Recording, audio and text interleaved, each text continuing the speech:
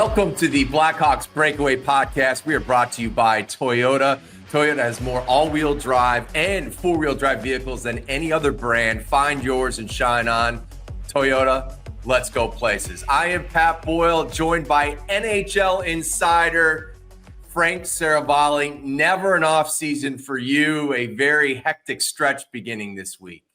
Yeah, this is the best time of year if you're a hockey reporter. So much happening: trades, signings, buyouts, non-qualifying offers, whatever it might be. Group 6 free agents. I'm getting so nerdy, but it's been super busy, Pat. So over the weekend, the Blackhawks did make a deal. They traded 𝗏𝗏 for Andre Burakovsky. What are the Blackhawks getting in Burakovsky?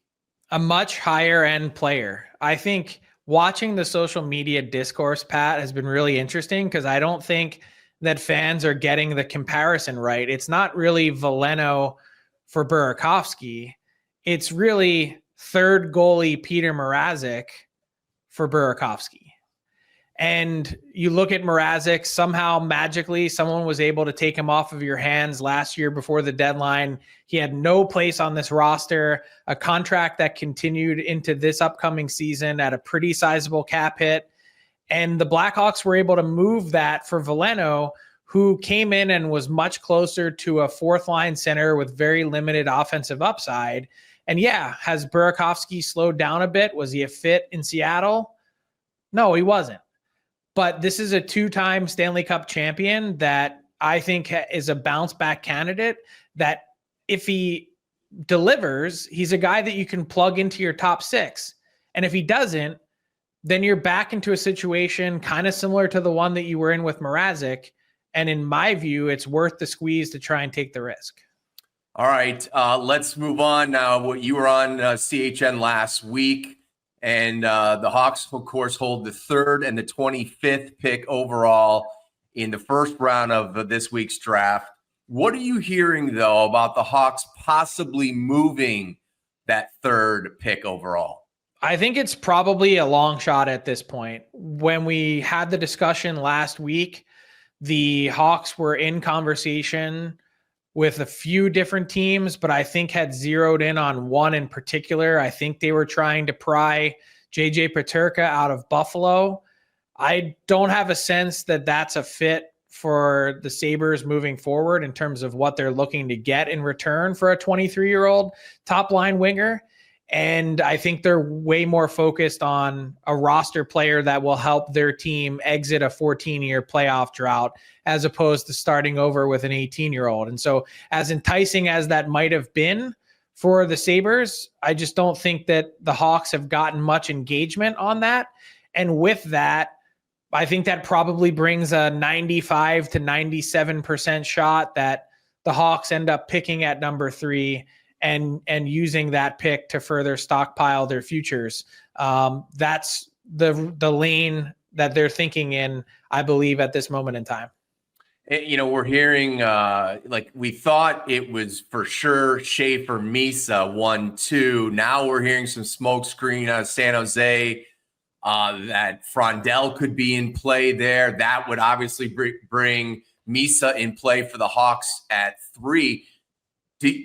Because this is decentralized and because there's uncertainty from, I guess you could say 2 to 15 right now, could this be one of the more wild drafts as far as movement and trades being made and surprise picks? Well, maybe not necessarily surprise picks when it comes to the very top of the draft, but in terms of picks potentially being on the move, teams being willing to trade up into those spots and teams being willing to trade down based on how the board breaks, I think that's a very real possibility and up for grabs. Here's the thing that I've learned. It'll take me probably until sometime around lunchtime on Friday to really begin to piece together what the top 5 looks like with any sort of authority. And even then you end up getting surprises still. The last couple years, I was kind of able to suss out, even some surprising picks at the top. I knew pretty, a couple days before the draft, for instance, when the Montreal Canadiens were hosting, that Shane Wright was not going to be a guy that they were picking, even though many viewed him as the public consensus number one. And you remember what the reaction was like in the Bell Center that night. I'm saying that not to toot my own horn. I'm saying it to say that you don't really get a good sense from teams how their list shapes up, at least from a semi-public perspective, until just in the hours before the draft. Draft floor last year at the Sphere, the big surprise pick that everyone was talking about was, what would the Anaheim Ducks do? And, right before the draft had started, I said, I think there's a real chance that 𝗵𝗍, a guy who had people kind of viewed in the 10 spot, 10, 11, 12, they took him at 3. So the point is, this takes time to develop. I don't think it's fully formed yet. And I think a lot of what you hear now is innuendo and speculation. And some teams are way better at keeping their secrets under wraps than others. But what I will tell you is, I think the Hawks have a list of 4 to 5 players that they're considering at 3. I think they all have their different pluses and minuses. And what they could really use, in my view, is a center that has size, that can play at both ends of the ice. And I think they'll be able to accomplish that with that number 3 pick. All right, let's move on. As soon as the draft is over here, it's free agency July 1st. Mitch Marner, the top player available on the market. There are going to be several suitors out there. Vegas seems to be the hot team that everybody is talking about. Do you expect the Blackhawks to be pursuing Marner? I think that they'd like to engage in conversation. I don't think that they're sitting here today basing the success of their summer on whether or not they're able to land him, because I think even them in their front office are probably pretty skeptical as to whether or not they'd be a fit for Marner. They think that Marner is a fit for them, but it has to be a two-way street. I mean, who wouldn't like a conscientious, really intelligent, 100-point player that has speed? I mean, he's one of the, call it 10 to 15 best players in the world. And that might even be generous in terms of how many players I included in that category. He's a really, incredible player that you rarely see make it to free agency. And so what does that look like? Which teams are invited into the tent to have that conversation? How much does being part of a team that builds for the future and has some enticing forward assets like a Connor Bedard and Frank Nazar, does that get the Hawks a seat at that table? I'm not convinced that it does, and I think that they're not convinced that it does either. You've mentioned during our Blackhawks coverage that this could be the summer of the offer sheet. You had mentioned a guy like 𝗵𝗻𝗃 and trying to trade for him.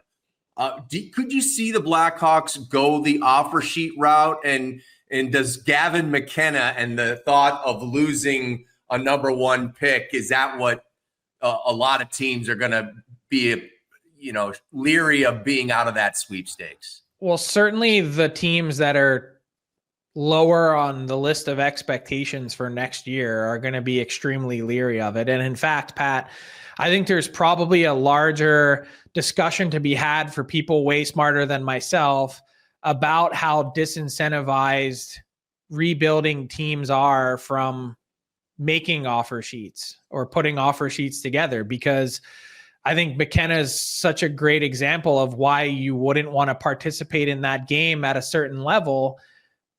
Because what happens if your team really struggles and you're in that lottery and that team ends up winning? Like, I think if you're a team that's typically drafting in the 20s, all day long, you want to get in the offer sheet game and weaponize the cap space that you have. But a lot of those teams also don't have it, which is part of the reason why we don't see a ton of offer sheets. So this year in particular, I think there's intrigue and interest based on one of the mantras that had existed about offer sheets before, which was they're not a legitimate way to acquire players. But now that it's been proven from St. Louis that you can, that I think owners are really pushing general managers to think outside the box and try and pursue that as an avenue. But at the same time, we're arriving at this spot where the cap has increased and will continue to increase, at least guaranteed for the next 2 summers, that there's less of a pressure. There's less of a need for teams to try and wedge players in. Plus, they're also going to be really aware of what this environment is like, that teams are hungry for it, that you're going to see more and more players locked up and extended before even offer sheets become a possibility on July 1. So there's a lot happening around it. Would I be surprised if we see one offer sheet this summer? No, but I don't know how far the list is going to extend beyond maybe 5 candidates at the most. And even that might be a stretch, because it's really hard to create a poison pill that disincentivizes a team, especially as the compensation chart has grown, where you really have to offer a ton to make both team and player think. By the way, little side note, one of the more interesting hockey storylines that we will be following over the next couple of weeks isn't necessarily where Mitch Marner lands or if Florida resigns their big 3. It's where Gavin McKenna is going to end up playing collegiate hockey. Your alma mater, Penn State, or my alma mater, Michigan State. It sounds like it's down to those two. That will be that will send shockwaves through college hockey. It'll send shockwaves through the Canadian Hockey League as well. I mean, this is a bona fide number 1 pick, bordering on generational talent, that has nothing really left to prove at the junior hockey level, that would be leaving a team in Medicine Hat kind of high and dry. The landscape has totally changed. What I would say is don't count out Michigan. I think they're another Big Ten team that's in the mix. I think it's the 3 of them. And I would say that there may be a 4th option lingering or pending somewhere that's lurking to try and get in the McKenna sweepstakes to bring him to college hockey. All right, stay tuned for Frank breaking that story around the bend. Ryan Donado finally agrees to a 4-year, $4 million per contract extension with the Blackhawks. What was the holdup, and how did that extension finally get done? I don't know if there was necessarily a holdup, but I think probably a path that Donado wanted to go down to see what the market crystallized or looked like as he got closer to free agency. I think there was a real risk for Donado and frankly for the Hawks in going somewhere else. This is his 5th organization. He really seemed to find a home with the Hawks, as evidenced by his production, doubling his goals and point total from previous career highs. And he's looked for a really long time to find what he has with the Hawks. And at the same time, the Hawks are in a spot where they've got cap space, so it doesn't really matter what he signs for. It's kind of like taking the risk on Burakovsky. You're never going to spend all the money anyway, so if it costs you an extra $250,000 per season on a 4-year deal for an extra total of $1 million in Donado's pocket, you're willing to do it because it's the guy that you know and are comfortable with. He competes, he works, he sets a good example for your younger players, and he can share different lessons that he's learned along the way on how to be a top end or closer to top end NHL player, because he's had to work at it really hard. And so the Hawks, their offer around deadline day was something like 4 times 3.75. So again, the extra $250,000 per year, he nets an additional $1 million in his pocket, which is a big deal. Mm-hmm. And the Hawks have comfortability. And if the best case scenario, the best thing that could happen to them is that Ryan Donato is playing on your 3rd line. That means that you've got a really, really good, strong top 6 in front of him. And you're in a position where, again, the cap space you're not going to be sweating it either way. If that's the toughest contract you have to deal with is Ryan Donato on your 3rd line at $4 million, you're doing pretty good. Jonathan Taves will make his comeback in Winnipeg. I know Blackhawks fans are happy to see the captain try to make this comeback in the National Hockey League. It's going to be weird seeing him in a different jersey for sure, just like it is seeing Patrick Kane in a different jersey. But do you think the Jets have Taves penciled in as their second line center long-term next season?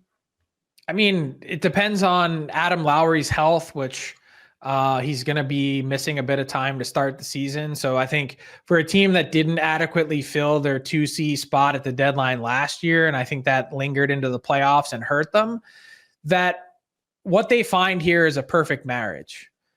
This is a guy that wanted to come home, as evidenced by agreeing to terms well before July 1st. To see the sort of nostalgia from Jets 1.0 and how big a fan he was and how this is kind of all coming full circle for him is pretty special. But it's equally as important from a Winnipeg Jets team building standpoint, because it's not just the Lowry injury. It's also about cap and how perfect this contract is. It's kind of no to low risk for them. $2 million. And as each game passes, he's going to be earning more bonuses, and there's playoff bonuses and points bonuses attached to it, that in the off chance that you spend all of your cap space this summer, Taves and that cap hit, whatever's applied bonus wise, can slide to the following year.